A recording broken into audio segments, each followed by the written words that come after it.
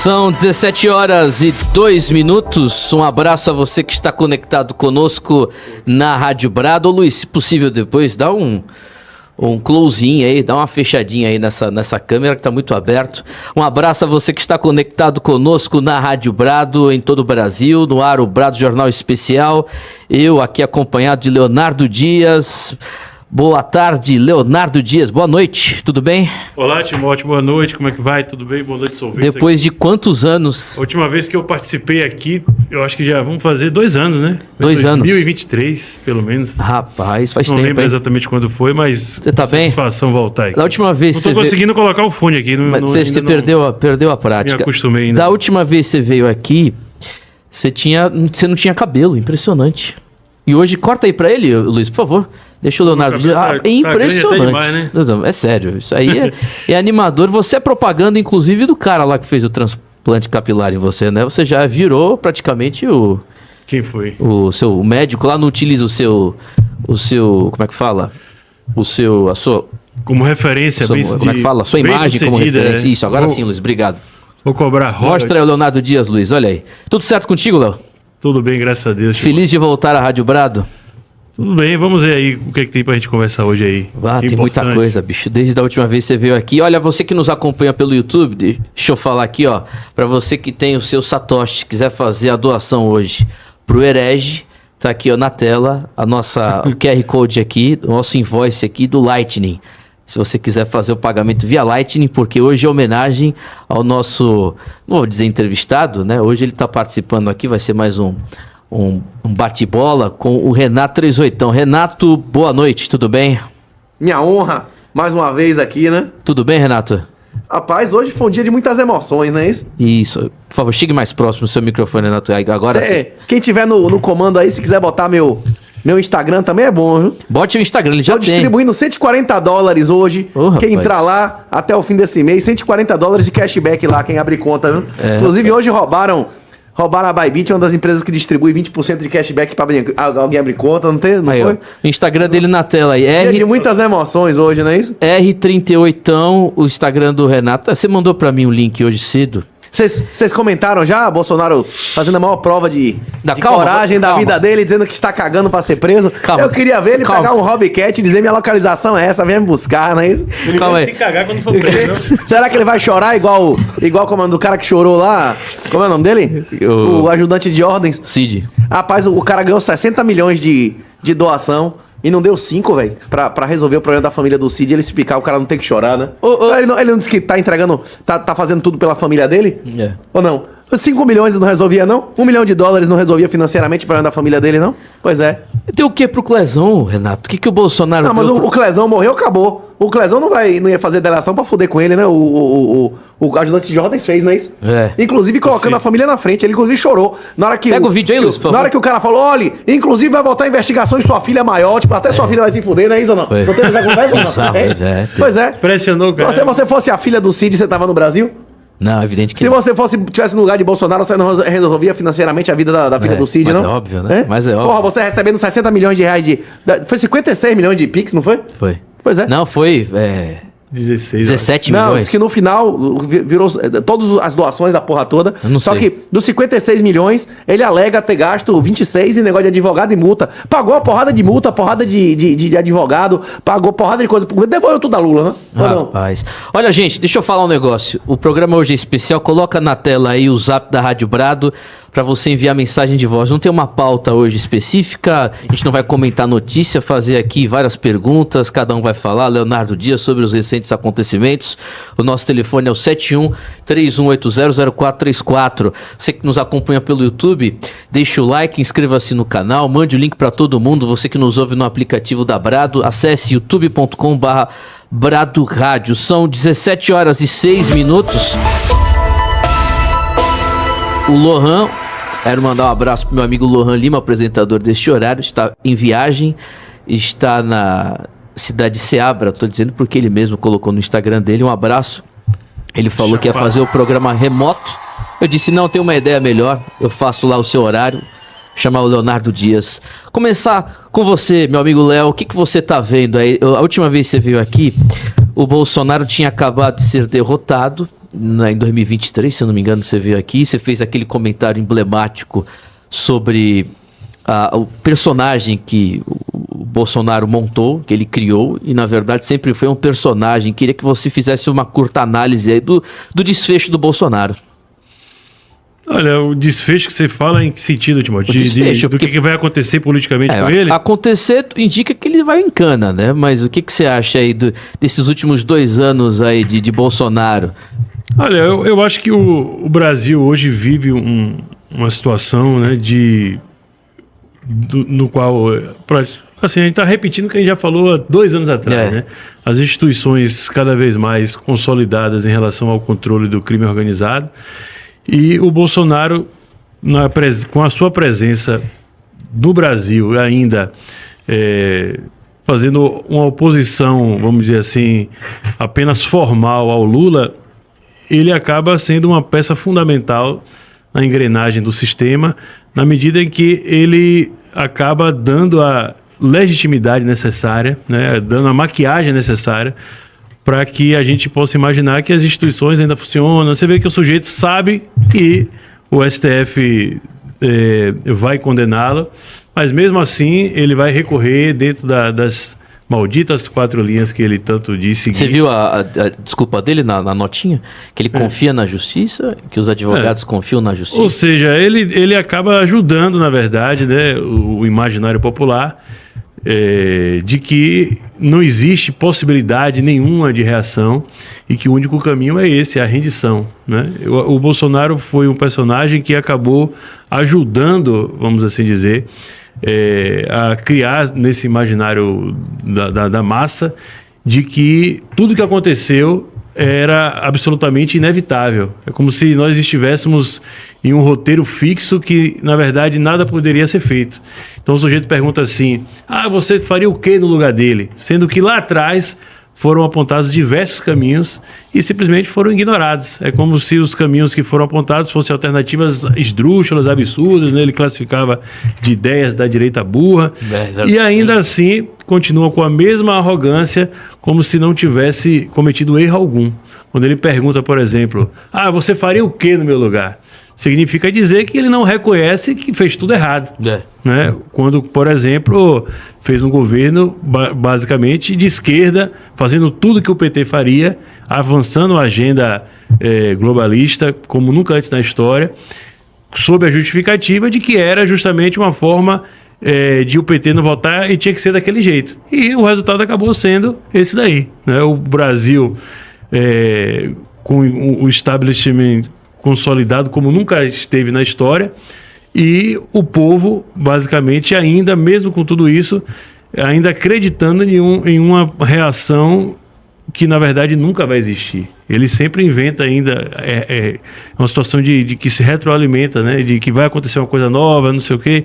E, na prática, nós estamos hoje num momento, por exemplo, o Lula hoje está nas cordas, basicamente até a própria mídia já largou ele, setores importantes que deram suporte ao seu retorno, mas ninguém nem pode ir para as ruas, nem pode existir uma pressão realmente que pudesse, por exemplo, fazer o Lula cair, porque o Bolsonaro acaba sendo essa figura apaziguadora, o único capaz de manter o povo calminho enquanto tem todos os reveses possíveis, né?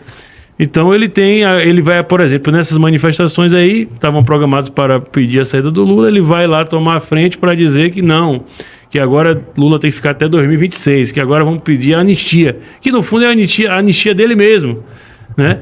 Ou seja, ele poderia inclusive usar o momento para promover, aumentar ainda mais a indignação popular, para em vez de ficar se defendendo, atacar. Mas não, ele sempre continua fugindo como um rato, na verdade, né? São 17 horas e 11 minutos também. Renato 38, você concorda com a análise feita do Bolsonaro aí? Eu até elogiei, antes de a gente começar a gravar aqui, o Leonardo Dias, que ele e o professor Arthur Entraub, nos últimos dias, na hora que saiu a denúncia do Gonê, né? os prints lá da Bia Kicis dizendo que o Gonê era um verdadeiro conservador, era um verdadeiro bolsonarista, não é isso? Você foi a deputada que você mais frequentou o gabinete, não foi? Não, eu fui lá uma vez. Mesmo, você foi no gabinete dela? E aquela outra cubana, né? Você era muito amigo dela, não é isso ou não? Eu fui lá, se não me engano, 2 vezes no máximo, no início de 2019. Era uma, já é 2, daqui a pouco foram 4, não é isso? Depois foram 5, não é isso? Sim, sim, e mais uma vez fica claro que Bolsonaro teve poder total. Ele escolheu quem quis, não é isso? E ele escolheu essas pessoas para se cercar. E a Bia Kicis era uma das poucas pessoas em volta de Bolsonaro que tinham alguma formação jurídica e trabalhou contra o impeachment dos 11 desde o primeiro dia de governo de Bolsonaro, não é isso? Várias pessoas juristas foram ao gabinete da Bia, dizendo: Bia, está na hora de trabalhar pelo impeachment, todos cometeram crimes e tal. E ela: não, é apaziguamento, vamos governar para todos. O problema é quando você tem lobos e você tem cordeiros, tratar todos igualmente é fazer o quê? Quem tem piedade do criminoso não tem piedade da vítima, sacrifica as vítimas, não é isso? Ovelha. Pois é. Nesse caso aí, meu irmão, rapaz, e não duvido que a Bia Kicis, mesmo depois de tudo isso, ainda seja reeleita, não é isso? Ela disse que o Gonê era conservador, ela tinha dito isso... Ela contra a indicação do Aras, eu lembro. Agora que ela disse seguinte, agora também. O Bolsonaro ser preso não significa o fim político dele. Inclusive, ninguém sabia quem era Leste Valessa antes dele ser preso. Ninguém sabia quem era Mandela antes dele ser preso. Ninguém sabia quem era Gandhi antes dele ser preso. Quando teve o push de Mulik lá, que Adolf foi preso, nem 3% da população sabia quem era ele. Muitas vezes o cara ser preso, ele ganha visibilidade na mídia oficial, ele ganha legitimação como verdadeiro opositor, inclusive visualização no exterior. Eu não acho que se Bolsonaro for preso, porque inclusive Bolsonaro não vai ser preso numa cadeia normal.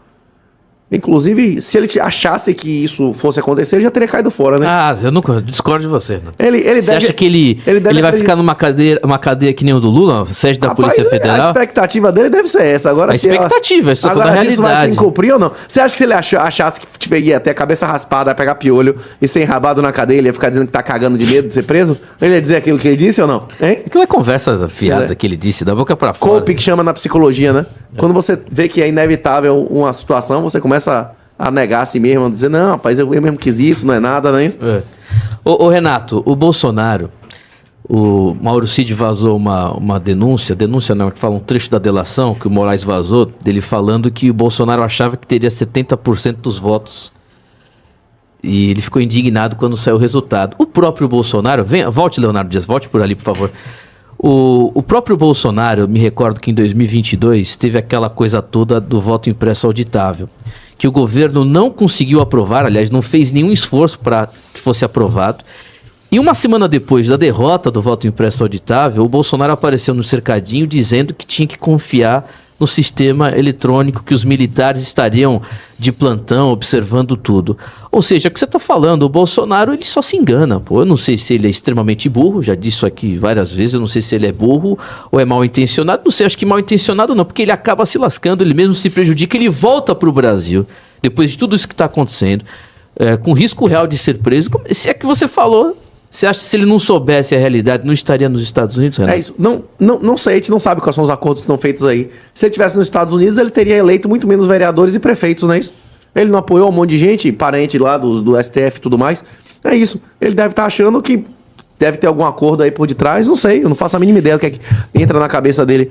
A questão é que ele aqui, ele está conseguindo ter mais visibilidade e mais resultados políticos e financeiros. Ele vai fazer o quê para ganhar dinheiro no exterior? Ele vai poder dizer a verdade, mas como é que ele vai monetizar isso? Aqui ele consegue monetizar. Você acha que tem que estar aqui para monetizar alguma coisa? Não dá para fazer campanha de lá dos Estados Unidos se ele quisesse? Rapaz, esse evento foi pago ou de graça? Que ele não está recebendo salário de partido? Se ele estivesse lá, ele estaria recebendo salário de partido? Sim. Tem alguma dificuldade de não receber o salário do PL? Rapaz, a juíza lá, os caras bloquearam a conta dela, ela deposita, mas ela não toca um centavo, não é isso? Manda em Bitcoin. Pois é. Ludmilla? Será que o partido ia mandar? Será que o partido ia mandar? Não sei. Se ele é funcionário do partido, porque ele pode ser útil. Inclusive, o dono do partido foi excluído do processo como réu, não é isso? No final, né? Ele tá recebendo salário porque ele tá sendo útil, ele não tá elegendo gente. Malandro. Não tá fazendo tudo que o Valdemar manda, apoiando pandemia, apoiando tudo quanto é esquerdista, tudo quanto é cargo aí. Pois é. É isso. Não é só Bolsonaro que tá fazendo coping. Não é só ele que tá numa visão de poliana, de que tá tudo bem, tá tudo maravilhoso. O mercado, em geral, tá numa visão de poliana. Tem um monte de relatório financeiro saindo aí, dizendo que o único presidente que teve uma popularidade pior do que o Lula atual foi Collor nas vésperas do impeachment, né? Que até Sarney nunca teve uma rejeição maior do que Lula. E isso tá fazendo os caras acharem que Lula não tem chance nenhuma de reeleição. A questão é que a galera não tá considerando que eles escolhem os candidatos. Não tem problema nenhum um não ser eleito, eles vão escolher todos os outros candidatos viáveis, não é isso? Existe candidatura independente no Brasil? Ou existe 10, 12 partidos que podem escolher quem são os candidatos que aparecem na televisão? Essa galera é uma patota, é um cartel. Eles vão escolher quem eles quiserem. Eles vão escolher os candidatos. O que adianta você ter a maioria dos votos se eles escolhem os candidatos? Acabou, não é isso? Não existe democracia onde não tem legalidade. Nesse país, a regra é a lei ou a regra é a ilegalidade? A maioria dos assassinatos termina em condenação? Não. A maioria dos roubos termina em condenação? Não. A regra nesse país é a legalidade ou a ilegalidade? Já respondendo a sua pergunta, país pra vagabundo, dá certo. É porque, Timóteo, o Renato está falando, você pegar o exemplo, o que se convencionou a chamarmos de centrão, o centrão político, na verdade, pelo menos até 2017, 2018, quando foi implementada a reforma política que promoveu o financiamento público de campanha e proibiu o financiamento privado, aquele centrão ali era um centrão, na verdade, que refletia justamente o eleitorado brasileiro mesmo, porque na prática o sujeito ele era eleito de forma quase que avulsa, porque tinham vários partidos, até um partido pequeno ele podia montar uma chapa ali e ganhar a eleição. E além disso, antes ainda, né, voltando mais, se você voltar 2009, 2008 ainda, o mandato não pertencia ao partido, pertencia ao eleito. Então, se o sujeito fosse eleito, ele podia mudar de partido a qualquer momento. Então, a reforma política que foi feita acabou, na verdade, fazendo a concentração de poder, porque agora o sujeito que vai ser candidato, ele obrigatoriamente, para ter chances reais, ele vai ter que se filiar a um desses partidos que tem fundo partidário, né, que é controlado pelos caciques que não tem voto, né? Então acaba não refletindo o sistema político à vontade popular. Não necessariamente só por conta da questão proporcional, mas principalmente por conta dessa concentração que ele está falando aí. Pois é, aquela frase do professor Olavo, né? Coloque os comunistas na cadeia pelos crimes que eles cometeram, ou eles colocarão você na cadeia pelos crimes que você não cometeu, não é isso? Não é isso que ele dizia, né? Isso está acontecendo. E Bia Kicis devia começar a levantar a orelha dela também, viu? Só um detalhe, Renato. Você tinha dito que a Bia Kicis falou isso antes do Aras. A Bia Kicis defendeu com Lula agora, colocando ele de PGR. Falou, não, vamos aguardar, porque o Gonê, eu trabalhei com ele, porque a Bia é procuradora também, né? Trabalhei com ele, é uma pessoa conservadora, séria, seria um bom nome, e já sabíamos que era um nome, inclusive, de indicação do Alexandre de Moraes, o Renato. É isso. Se ela tivesse feito o curso lá de formação política do professor Olavo... Ela disse que fez. Né? A primeira lição da primeira aula é que se você for... Você não analisa um agente qualquer pelas suas crenças pessoais. Normalmente, os seus compromissos pessoais falam dezenas de vezes mais alto do que as suas crenças pessoais, não é isso? É verdade. Ou não? Hein? Pois é. Quais são os compromissos pessoais? Quem indicou ele pra estar onde ele tá? Não é isso? Será que não tem um colateral? Hein? Ele chegou lá pelos lindos olhos dele, não é isso? Você acha que foi teste do sofá nesse nível? Não foi, não é isso? Hein? Inclusive, aqui na Bahia, afastaram o juiz que fez o teste lá, o edital do... Como é o nome do cara? Que disse que deflorou, sei lá o que, não, que o marido dele deflorou, o desembargador. O cara deixou de ser juiz, não foi? Rapaz, tem que dar os parabéns ao TJ da Bahia. Rapaz, se esse cara não fosse afastado, acabava o TJ, não é isso ou não? Não teve um negócio desse? Eu não tô lembrando. Se não tirasse o juiz chegou no rádio, disse, não, rapaz, meu marido deflorou o desembargador, não sei o que, ele é viado que eu sei, né? Você não lembra não um negócio desse? Teve isso ou não teve? Teve. O cara finalmente foi expulso da onda. Rapaz, se Perdeu, foi aposentado compulsoriamente. Rapaz, a corregedoria do TJ tá de parabéns, não é isso ou não? Não teve um negócio desse ou não? Hein? Faz o quê? Sim, Renato. Não, pô, se o cara dissesse uma porra dessa e não desse nada mesmo, acabou a corregedoria, não é isso ou não? Hein? O quê? Faz quanto tempo isso? E o cara tava recentemente aí dizendo que era homofobia. Porra, como é homofobia? Você está dizendo que o cara que tá ali punindo é viado? Não, conte a história direito, Renato. Não, tô pensando que é outra coisa. A pessoa não vai entender, Timóteo, que não é da Bahia. O sujeito foi o seguinte, o juiz, ele fez uma espécie de seleção. Não, um edital de estagiário, que uma das exigências era ser viado. Isso, era ser homossexual. Homossexual. Aí, agora, qual era a etapa que o cara ia comprovar mesmo que ele é homossexual? Eu não sei como era o negócio do... Qual era a etapa de comprovação prática de homossexualismo? Aí o que aconteceu? Ele sofreu... Viu? Aí o desembargador criticou essa seleção que o juiz fez. Aí pra se defender, o que foi que o juiz falou? Eu não sei se foi diretamente ao corregedor, eu não sei o nome do cara. Eu não sei nomes dessa galera aí. Eu sei que o cara foi pra um programa de rádio e ficou dizendo que quem criticava a onda dele, na verdade, era um viado incubado, que o marido dele tinha deflorado, não sei, ele contou tudo. A segunda começou a contar Abre aspas, fazer a fecha caveira aspas. do cara, meu irmão.